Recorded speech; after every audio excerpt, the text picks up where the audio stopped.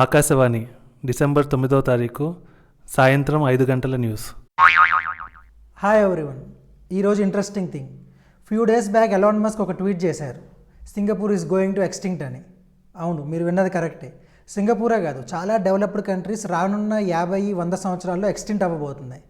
ఆ ఎక్స్టింక్ట్ అవ్వడానికి కారణం వరల్డ్ వార్సో లేదా కరప్షనో లేదా హంగరో కాదు, పిల్లలు కనకపోవడం. అవును, సివిలైజేషన్ అనేది ఎక్స్టెంట్ అవ్వబోతుంది ఈ డెవలప్డ్ కంట్రీస్లో రానున్న 50-100 సంవత్సరాల్లో. ఎందుకంటే ఇప్పుడున్న ప్రజెంట్ సొసైటీలో డింక్ కల్చర్ అనేది బాగా ప్రివైలింగ్గా ఉంది. డింక్ అంటే డ్యూవల్ ఇన్కమ్ నో కిడ్స్. అంటే కొత్తగా పెళ్లి చేసుకుంటున్న ఈ తరం జంట ఏం చేస్తున్నారంటే ఎక్కువ సంపాదించాలి, సొసైటీలో హై స్టాండర్డ్స్లో బతకాలి అనే కోరికతో ఇద్దరు ఉద్యోగాలు చేయడం, పిల్లలు ఇప్పుడే వద్దు తర్వాత కందాం అనుకోవటం, ఆ తర్వాత ఆబ్వియస్లీ ఫర్ బయలాజికల్ రీజన్స్ పిల్లలు కనలేకపోవటం. ఈ కారణం వల్ల ఏమవుతుందంటే పిల్లలు కనటం తగ్గిపోయింది. బయలాజికల్గా కూడా వాళ్ళ కెపాసిటీ, వాళ్ళ బాడీ కూడా సహకరించట్లేదు. In the long run civilization అనేది ఖచ్చితంగా ఎక్స్టెంట్ అవ్వాల్సిందే. మస్క్ ట్వీట్లో కూడా చెప్పింది అదే మనకి, Singapore is going to extent. ఎందుకంటే సింగపూర్లో కూడా ఈ డింక్ కల్చర్ అనేది బాగా ప్రివైలింగ్గా ఉంది. అక్కడున్న ఈ తరం జనరేషన్ జంటలు ఏంటంటే పిల్లలకి ఎక్కువ ప్రిఫరెన్స్ ఇవ్వట్లేదు.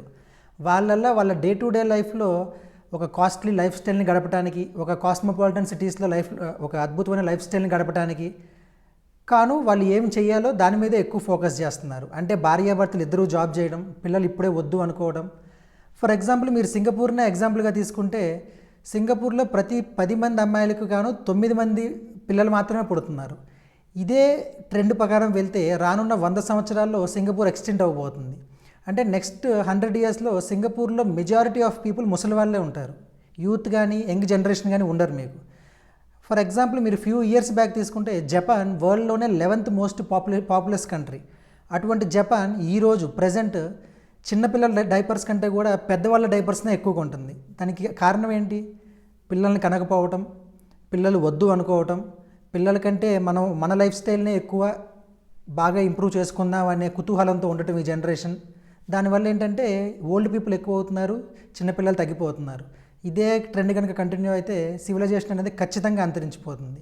ఎలాన్ మస్క్ చెప్తుంది కూడా అదే. యాజ్ ఇండియన్స్ మనకి ఈ ప్రాబ్లం పెద్దగా అనిపించకపోవచ్చు, కానీ మీరు ఒకసారి చూడండి, ఒక ఫ్యూ ఇయర్స్ బ్యాక్ వరకు కూడా మన అమ్మమ్మ వాళ్ళ ఇంటికి కానీ నానమ్మ వాళ్ళ ఇంటికి కానీ వెళ్ళినప్పుడు జనాభా ఎంత బాగా ఉండేవాళ్ళు పల్లెటూరులో. బట్ ఈరోజు ఆ సిచ్యువేషన్ ఉందా? లేదు. మీ చుట్టుపక్కల చూడండి, మీ ఫ్రెండ్స్లో కానీ వారిలో కానీ మన పేరెంట్స్ 25-26 ఇయర్స్కే పిల్లల్ని కనేవాళ్ళు. కానీ ఈ జనరేషన్ మన ఫ్రెండ్స్ కానీ లేదా మన కొలీగ్స్ కానీ 25-26 ఇయర్స్కే పిల్లల్ని కంటున్నారా? లేదు.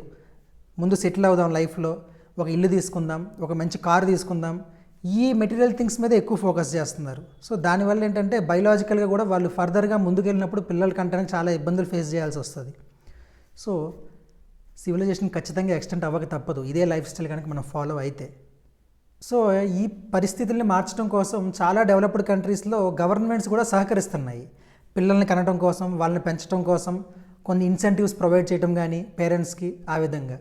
So but at the end of the day government ఒక్కరి చేతిలోనే ఇది ఉండదండి. యాజ్ ఏ సొసైటీ మన పర్స్పెక్టివ్ కూడా మారాలి, జీవితాన్ని ఏ విధంగా చూస్తున్నాం అనేది.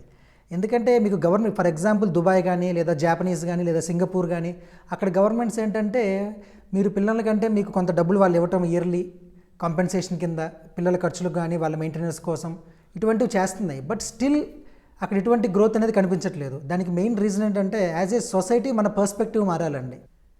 ఈ డింక్ లైఫ్ స్టైలే కానీ లేదా ఈ పిల్లల్ని తర్వాత కందాం అనుకోవటం కానీ ఇనీషియల్గా మనకి స్మాల్ సాటిస్ఫాక్షన్ అనేది ఇవ్వచ్చు. ఎందుకంటే మీరు అక్కడ పెట్టే ఎనర్జీని ఇక్కడ ఇంటి మీద కానీ లేదా కార్ మీద లేదా మెటీరియల్ థింగ్స్ మీద పెట్టుకోవచ్చు. ఇనీషియల్గా మీకు అది సాటిస్ఫాక్షన్ ఇవ్వచ్చు. But at the end of the day as life moves on మీకు ఫ్యామిలీ అనేది మోస్ట్ ఇంపార్టెంట్ థింగ్. ఒక సొసైటీ ఫంక్షన్ అవ్వాలంటే ఫ్యామిలీ సిస్టమ్ అనేది పర్ఫెక్ట్గా ఉండాలి. అప్పుడే ఆ కంట్రీ సస్టైన్ అవ్వగలదు, స్ట్రాంగ్గా డెవలప్ అవ్వగలదు. ఇప్పుడు చాలా డెవలప్డ్ కంట్రీస్ మీరు తీసుకున్న జాపాన్ కానీ యూఎస్ఏ కానీ లేదా సింగపూర్ కానీ ఖచ్చితంగా రేపు అవన్నీ వేరే కంట్రీస్ మీద డిపెండ్ అవ్వాల్సిందే, చైనా కానీ ఇండియా మీద. ఎందుకంటే we are the youngest population in the world right now. As young generation మీ ఒపీనియన్ ఏంటి ఈ సిచ్యువేషన్ మీద? ప్రజెంట్ ఈ విధంగా డింక్ లైఫ్ స్టైల్ని ఫాలో అవటం, మెటీరియల్ థింగ్స్ మీద ఎక్కువ ఫోకస్ చేయడం బెస్ట్ అంటారా? లేదా సివిలైజేషన్ గ్రోత్ కోసం పిల్లల మీద, ఫ్యామిలీస్ మీద టైం స్పెండ్ చేయడం ఇంపార్టెంట్ అంటారా? Put your comments down below. Thank you.